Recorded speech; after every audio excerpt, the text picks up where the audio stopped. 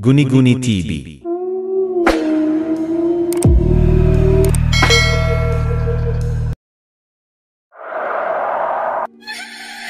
Ako si Glenda, 18 taong gulang. Nakatira kami sa Cebu.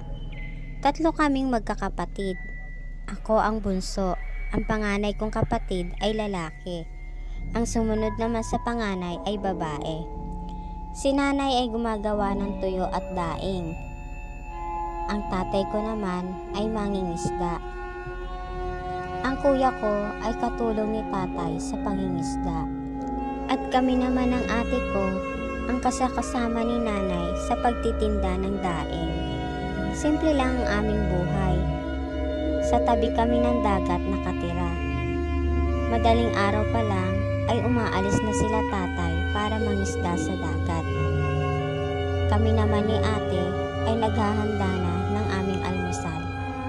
Para pagdating nila tatay ay sabay-sabay kaming mag-aalmusal. Madaming nahuling isda si tatay ng araw na yon. Binukas ko ang radyo at nakinig kami ng balita. May paparating raw na bagyo ang sabi sa balita sa radyo. Tuwing may paparating na bagyo ay naghahanda na kami. Noong bata pa raw si tatay ay hindi nila naranasan na bumaha sa aming lugar kahit na anong lakas daw ng bagyo. Sinira raw kasi ng tao ang kalikasan kaya konting ulan ay bumabaha ang sabi ni tatay. Bumalik ng hapon sila tatay at kuya sa dagat. Pag dumating na kasi ang bagyo ay bawal na mangisda. Malalaki na ang alon, delikado na. Kinabukasan, pinagbawal na ang pangingisda sa dagat. Matataas na raw ang alon, pinaghahanda na ang mga tao. Baka pag hindi raw nagbago ang direksyon ng bagyo, ay tatama sa bayan namin. Malakas ang bagyo, super typhoon ito. Tinali na ni tatay at kuya ang bangka namin. Pati na rin ang bubong ng aming bahay ay tinali na rin ni tatay. Binalot na rin namin ang mga damit namin. Ang mga importanteng papeles ay nilagay na rin namin sa isang bag. Wala naman kaming gaanong gamit. TV, radyo, ventilador lang ang gamit namin. Maliliit lang ang mga ito. Kaya, kayang-kaya namin itong buhatin. Tanghali nun, nang nagsimulang lumakas ang ulan, nagsalita si tatay na pumunta na raw kami sa evacuation center hanggat maaga pa. Magpapaiwan muna raw si tatay at kuya. Susunod na lang daw sila. Ayaw pumayag ni nanay. Sumama na raw sila sa amin. Napakadilim ng langit. Lumalakas na rin ang hangin. Binukas ko sandali ang radyo. Signal number 3 na pala tayo, ang sabi ko sa tatay ko.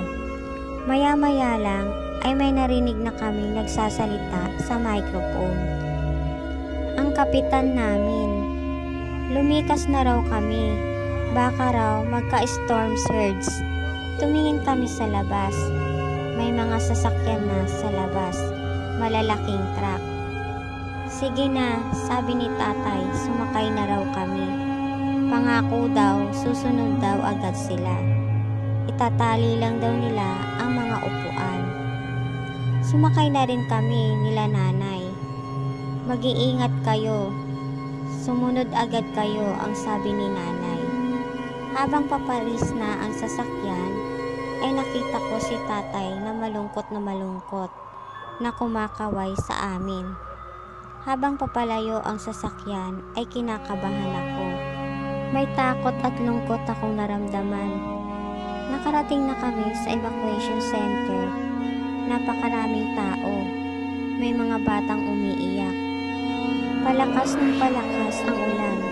May kasama rin itong malakas na hangin. Magagabi na. Bakit wala pa ang tatay at kuya nyo? Ang sabi ni nanay. Sobrang lakas na ng hangin at ulan ang sabi ni ate. Maya-maya lang ay nakita namin na dumarating na si kuya. Basang-basa ng ulan at may mga sugat ito sa braso. May maliliit din siyang sugat sa mukha. "Kuya, asan si tatay? Bakit hindi mo siya kasama?" ang sinabi ko kay kuya. "Nagkahiwalay kami. Papunta kami rito nang lumakas ang hangin at ulan. Lumaki ang tubig. Inanod kami ni tatay. Napaiyak na si kuya. Umiyak na kaming lahat.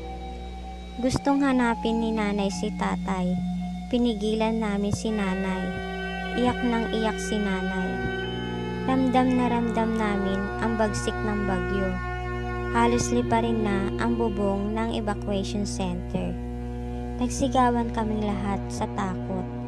Maya-maya lang ay nakita namin si tatay na dumarating.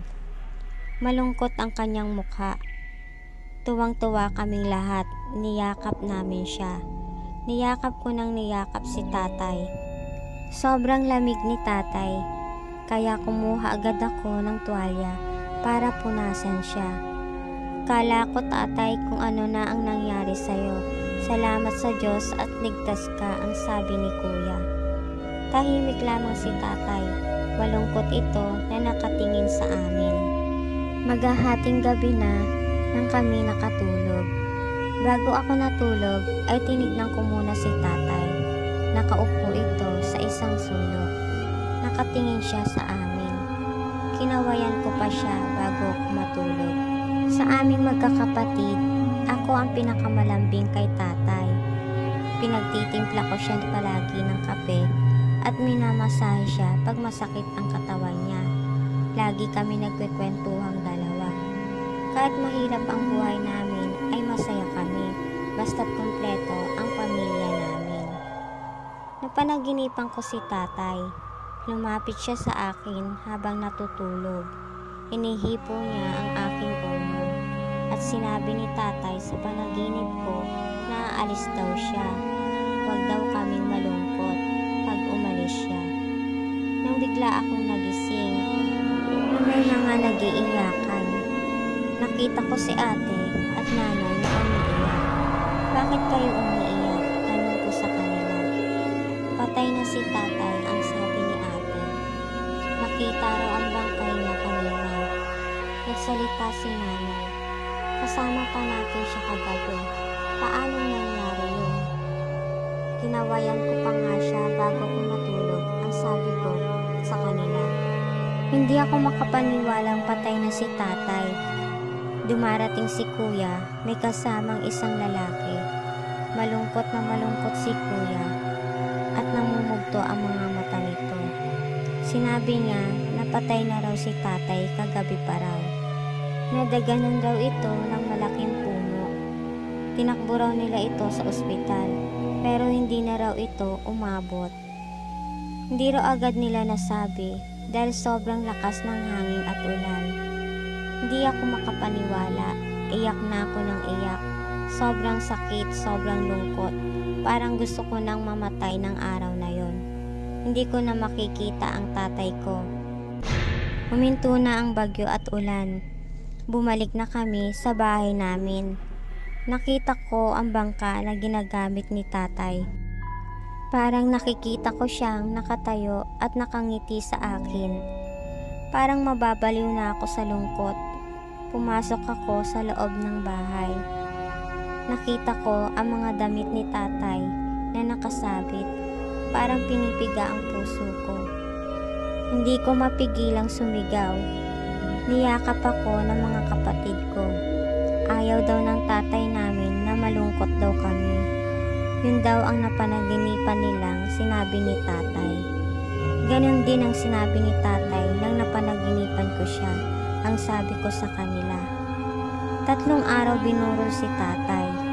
Nangako ako sa kanya na hindi namin pababayaan ang aming nanay at magmamahalan kaming magkakapatid.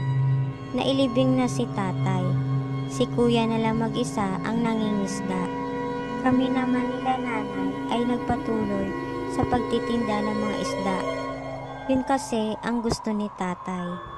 May mga araw talagang hindi ko mapigilang hindi umiyak pag naaalala ko si tatay. Dito na po nagtatapos